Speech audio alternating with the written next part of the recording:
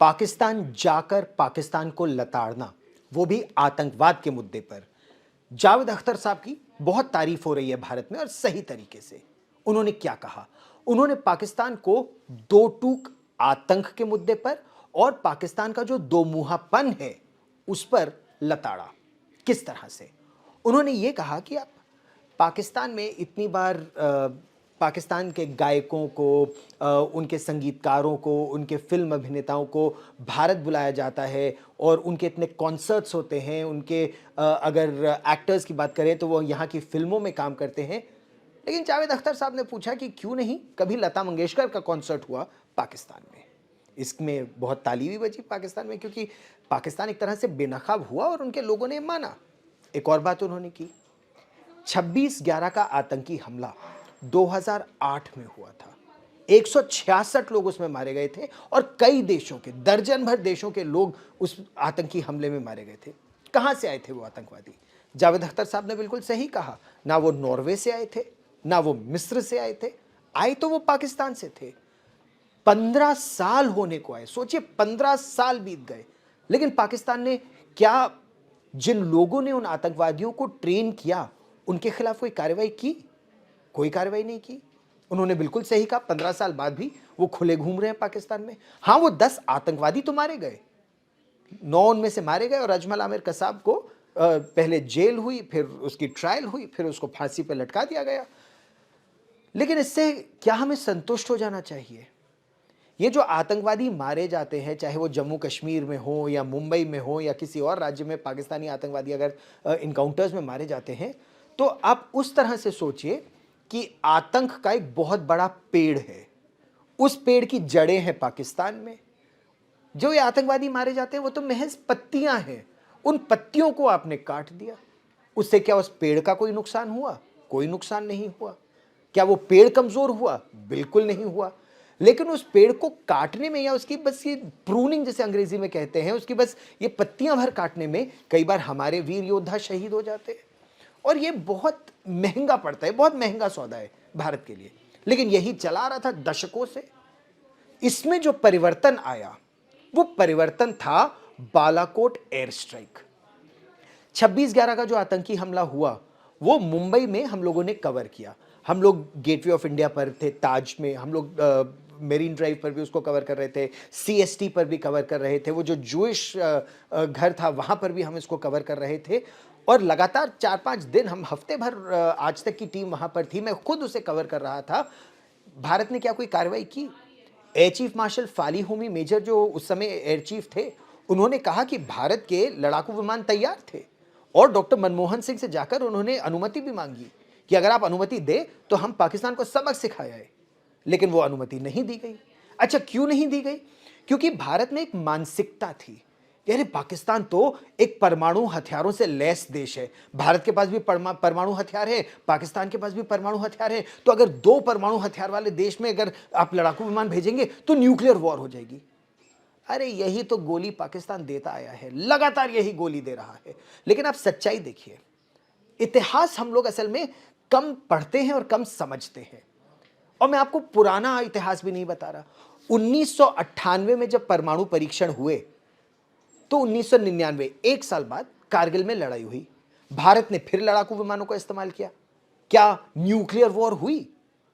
Nuclear war तो छोड़िए, conventional war भी कारगिल सियाचिन सेक्टर से हटकर क्या कश्मीर या जम्मू या राजस्थान या गुजरात के क्षेत्र में गई? बिल्कुल नहीं गई। इसका मतलब परमाणु हथियार अगर है भी दोनों देशों के पास तो कन्वेंशनल वॉर और सब कन्वेंशनल वॉर हो सकता है। यह मानसिकता सेनाओं में तो थी, लेकिन सरकार में क्यों नहीं थी? यह एक प्रश्न है। एक प्रश्न ये अटल बिहारी वाजपेयी की सरकार से भी कि क्यों आपने भारतीय वायुसेना के लड़ाकू विमानों को रोक दिया कि वो नियंत्रण रेखा के उस पार जाके ना मारे? क्योंकि नियंत्रण रेखा के उस पार जो पाक अधिकृत कश्मीर है तो वो हमारा, वहां पर भी आप ठोक सकते थे और अगर वहां जाके आप ठोकते तो ये कारगिल का युद्ध पहले खत्म हो जाता और जो हमारी 550, लगभग 530 वीरों ने अपने प्राणों का सर्वोच्च बलिदान दिया, इतने लोग शायद संभवतः न मारे जाते। हम अपने ही आप पर बहुत अंकुश लगा देते हैं। मैं थोड़ा डाइग्रेस कर रहा हूं, थोड़ा इशू से हट रहा हूं, लेकिन हमको अपना इतिहास, अपनी सभ्यता, अपनी संस्कृति जानने की आवश्यकता है। और ये बात योगेश्वर श्री कृष्ण ने अर्जुन से भी कही थी, पांडवों से भी कही थी कि अपने ही आप को तुम क्यों बांध लेते हो प्रतिज्ञाओं में। अर्जुन ने अभिमन्यु के वध के वध के बाद यह कहा कि मैं जयद्रथ का वध कर दूंगा शाम तक, वरना मैं अपने आप को मार दूंगा। अरे भैया, क्यों अपने आप पर इस तरह किया? वो तो अगर योगेश्वर श्री कृष्ण अर्जुन की सहायता ना करते तो जयद्रथ को तो बचा लिया था कौरवों ने। अपने ही आप पर हम प्रतिज्ञाओं में अपने आप को बांध लेते, क्यों? यह हमको सीखने की आवश्यकता है।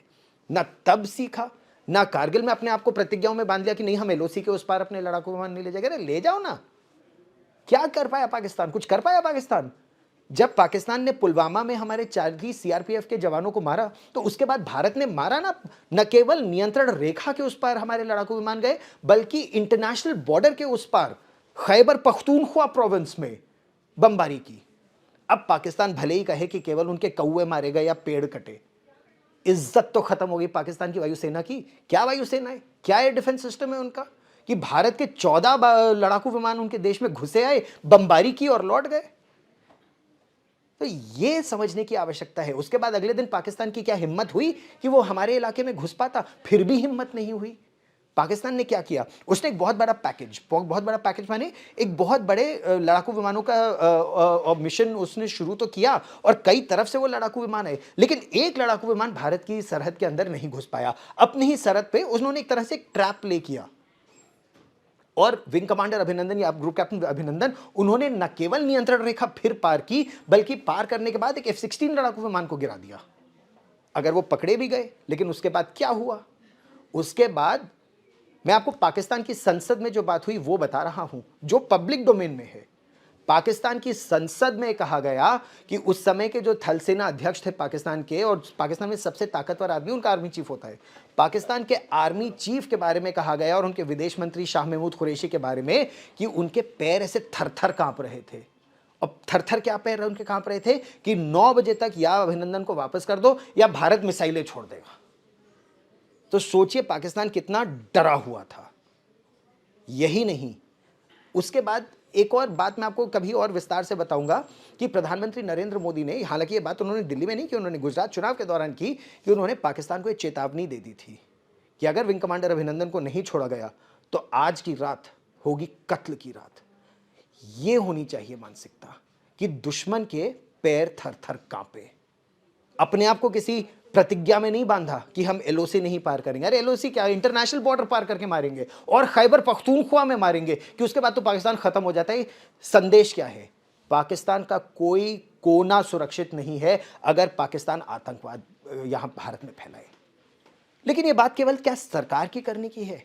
जावेद अख्तर साहब का बयान बड़ा क्यों है? क्योंकि जब एक स्वर में पूरा भारत, चाहे वो सरकार हो, चाहे विदेश मंत्रालय हो, चाहे रक्षा मंत्रालय हो, चाहे भारत के लोग हों, क्या आम क्या खास, जब एक स्वर में बोलेंगे तो पाकिस्तान को समझ आ जाएगी कि भारत पाकिस्तान प्रायोजित रैडिकल इस्लामिस्ट टेरर के मुद्दे पर एक स्वर में बोल रहा है कि आप हमारे साथ, हमारे देश में आके हमारे लोगों का कत्ल नहीं कर सकते, कश्मीर के नाम पर या धर्म के नाम पर या किसी भी नाम पर। अनएक्सेप्टेबल। और इस समय तो भारत बहुत ताकतवर भी है, और ताकत हमारी निरंतर बढ़ती जा रही है। दूसरी तरफ पाकिस्तान बहुत ही लचर हालत में है, दिवालिया हो गया है अलग। मतलब ये बात तो अब पाकिस्तान को सोचने की जरूरत है कि वहां पर भुखमरी आ रही है, वहां पर वहीं के लोग अब ये कह रहे हैं कि लोग आत्महत्या करने पर मजबूर हो गए हैं, लोग सड़ा गला खाना खा रहे हैं। कुछ उन्हीं का मीडिया इस तरह की खबरें दिखा रहा है कि मरे हुए जानवरों का मांस अब उनके खाने की नौबत आ गई है। ये परिस्थिति है पाकिस्तान की, और ये परिस्थिति और खराब हो गई। क्यों? क्योंकि एक तरह से भारत ने न केवल ये बोलना शुरू कर दिया है कि हम पाकिस्तान से तब तक बातचीत नहीं करेंगे जब तक वो आतंकवाद का रास्ता ना छोड़े। अच्छा, बातचीत जो डिप्लोमेटिक लेवल पर डिप्लोमैट्स की आपस में हो रही है वो हो रही है, लेकिन समिट लेवल बायलैटरल नहीं हो रही है। अच्छा, लोग बोल रहे हैं कि जी मल्टीलैटरल लेवल पर क्यों हो रही है? क्योंकि वो मल्टीलैटरल ऑर्गेनाइजेशन है, हम अपने हित साधेंगे, वो लोग अपने हित साधे, हम भारत का हित थोड़ी छोड़ देंगे। हम उस तरह की किसी भीष्म प्रतिज्ञा में या अर्जुन की प्रतिज्ञा में थोड़ी अपने आप को बांधेंगे। हम वो करेंगे जो भारत के हित में है, और इसमें भारत की सरकार, सिविल सोसाइटी और जनता सबको एकमत होने की आवश्यकता है। इसका क्या मतलब है? इसका मतलब ये है कि ना उनके सिनेमा के लोगों को बुलाएंगे, ना उनके क्रिकेटर्स को बुलाएंगे। और ये बहुत महत्वपूर्ण बात है। देखिए, अब 30 देश ऐसे हैं दुनिया में, 30 देश, इसमें जापान, साउथ कोरिया और कई और बड़े देश हैं जो ये कह रहे हैं कि रशिया को ओलंपिक गेम्स नहीं खिलाने चाहिए, उनका झंडा मान नहीं होना चाहिए जब तक रशिया यूक्रेन में ना संवरे।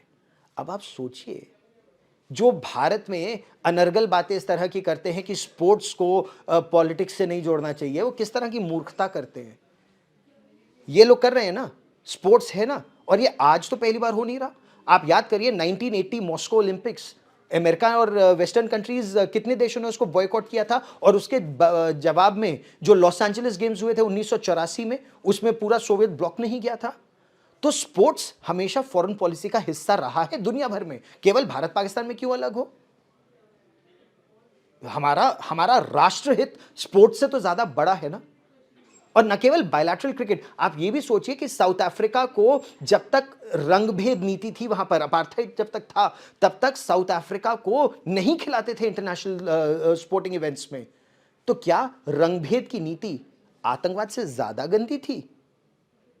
उतनी या उससे अधिक गंदा तो आतंकवाद है, उतना ही।